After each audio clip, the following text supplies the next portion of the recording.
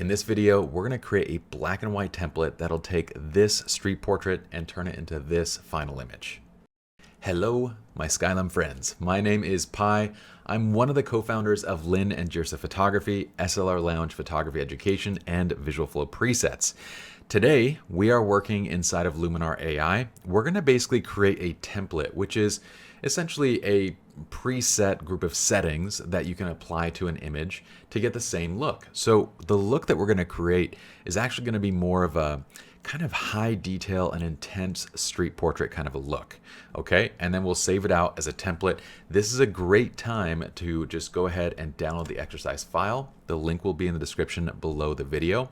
And I have it loaded up right here.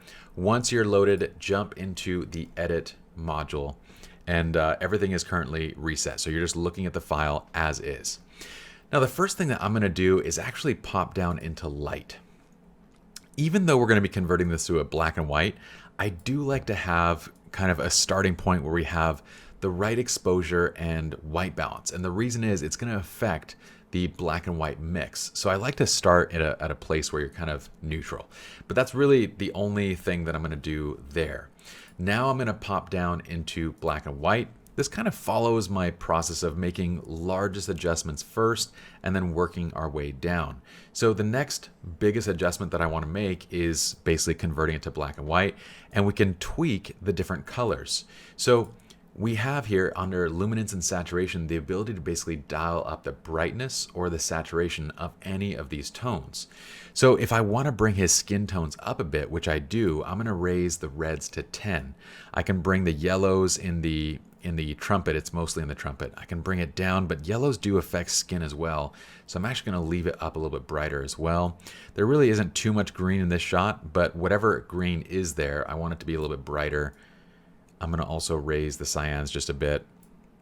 So I'm just throwing these back and forth and kind of looking to see which of these colors are noticeable, right? I'm looking to see like what areas are affected by sliding up and down.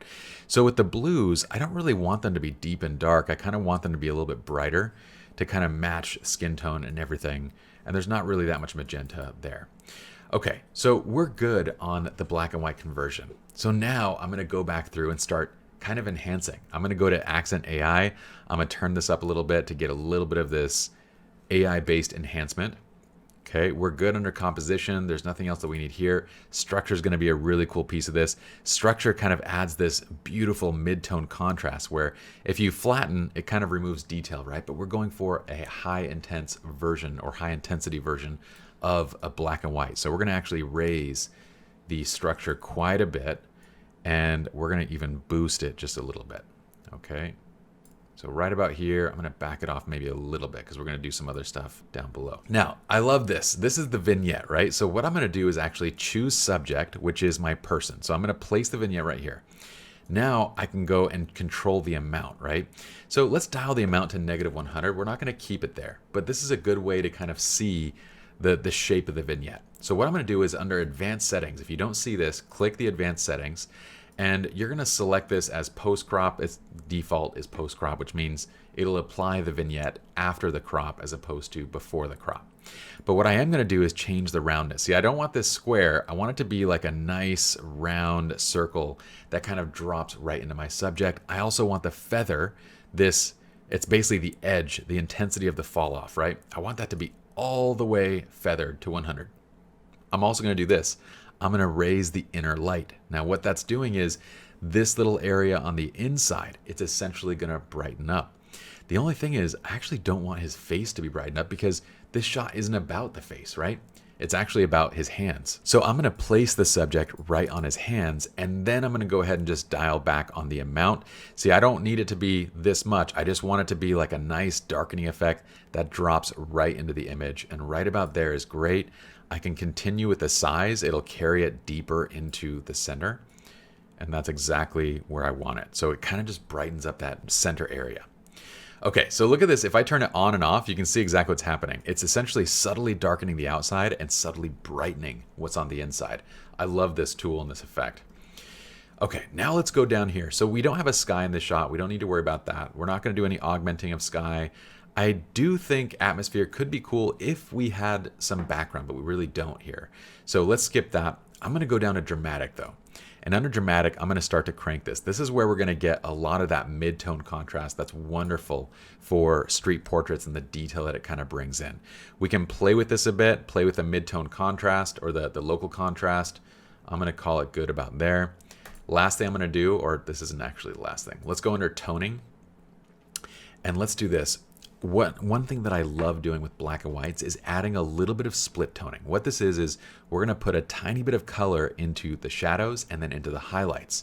The trick here is not to go too far. See, when you take this up, you end up with these kind of, I don't know, they remind me of like 1980s black and whites. They don't look good.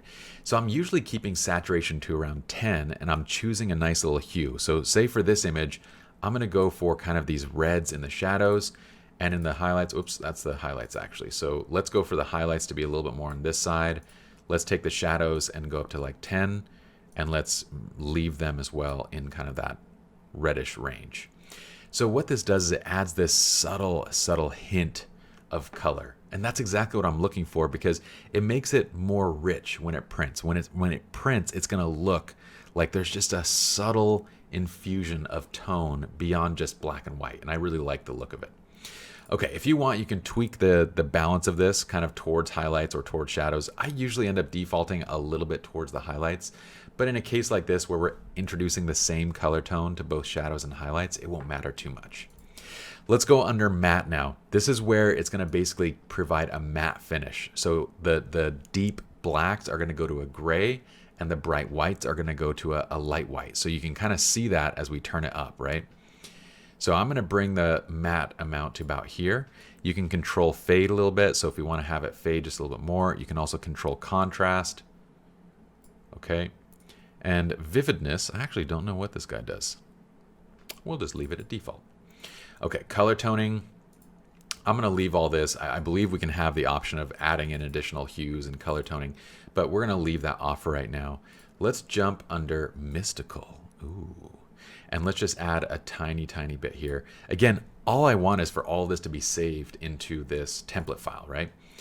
What we're going to do now is add a little bit of grain. I'm going to go up to about 20. Okay. And I actually like the size and the roughness right now. This looks like film grain. Although if you wanted to adjust it, you totally can right there.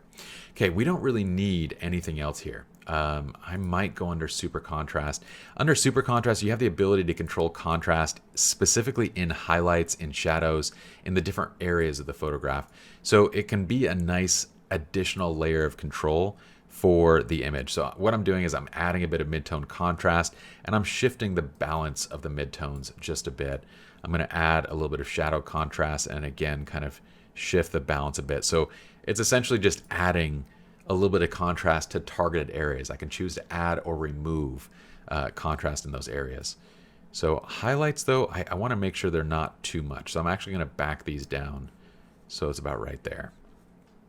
And that's starting to look really cool. Now from here, sometimes I'll go back and I'll go under enhance and just kind of see, do I want to do any more, any less? I kind of want to go a tiny bit more. I could do the same thing with structure.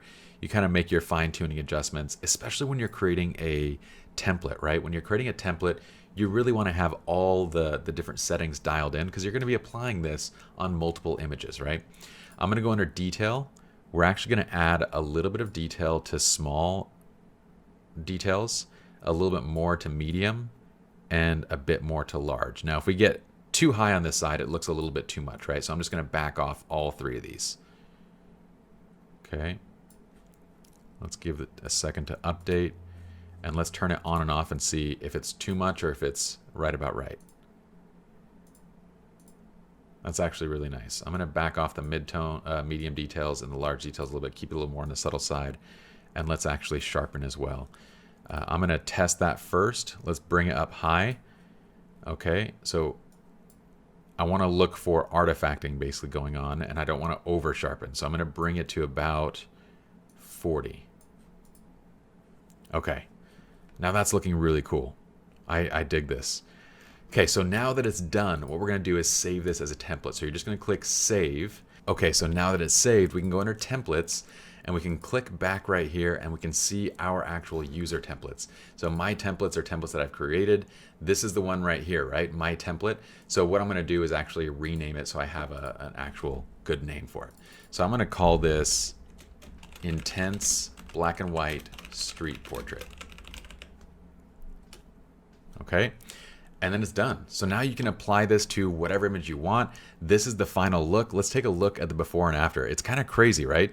Because we took sort of a bland file coming straight out of the camera and turned it into this really poppy, vivid black and white right here inside of Luminar. I think it's a really fun look. Anyway, if you guys enjoyed this video, I'd love for y'all to leave the video a thumbs up as well as a comment. Let me know what you guys think, what y'all want to see in future Luminar videos.